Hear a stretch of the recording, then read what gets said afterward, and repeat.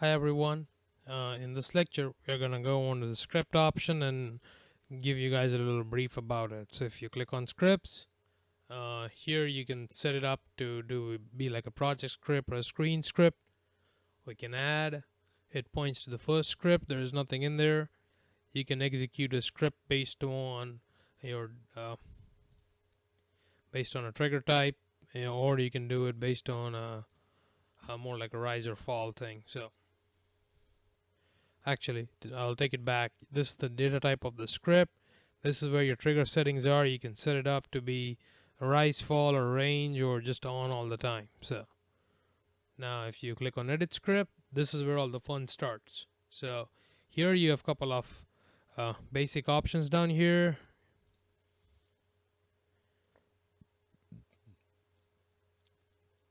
They are pretty self-explanatory. You got bit. You can set a bit based on this. You can set a word, unsigned word, stuff like that. You can use label name and use them in the scripts. You can use a global label or Allen Bradley tag in here. You can do comparisons in the script. You can use real operation. You can do these are more like math functions that you can use. You can set, reset, and alternate your bits if you had bits here. Then you can use this to do block moves or full moves. You can use this for like more arithmetic operations to do like graphing and stuff through the script part of it. And this is the fun part, is the file handling. So you can get list of folder names from your from your SD card or built-in memory of GOT. You can get a list of folders. If you point it to the directory, it's going to bring you a list of folders. There are a couple of restrictions if you look at it, is it can be only 78 characters or less.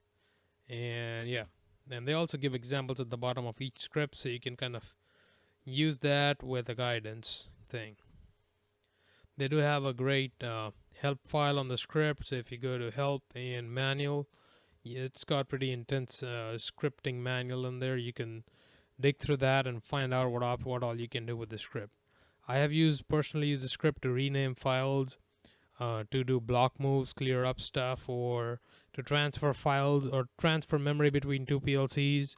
Script can run a lot faster than the trigger action thing we did, because those only had a 100 millisecond time. These are a lot faster than 100 milliseconds. So also I've used the script. One of my example to use the script was to get an image file from a barcode reader, rename it to a static name, and then show that using part display on the HMI. So when somebody uses the barcode reader to scan a picture, to scan a code, it sends an image to the GOT, and GOT would rename it. So once I get a confirmed image retrieval from the barcode reader, I would rename the file to a fixed name and show that using part display. Also, you can do file copy, and these are pretty handy.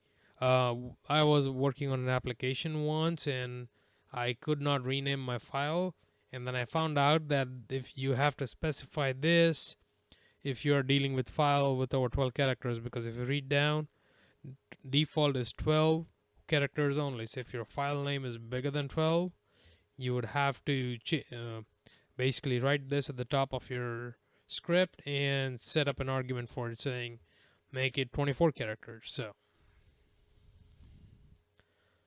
you have an option for file name or a folder name. And then you have an option for string. You can basically do all these things using strings and create more like a string from indirect addressing if you had to. So there are others. You have a couple of constant things. I mean, the script is pretty detailed. You can use temporary device area, local symbols, and comment. So yeah, you have a lot of things in the scripts. It does have a syntax check. You always need a semicolon at the end of your line if you're adding more lines down the road.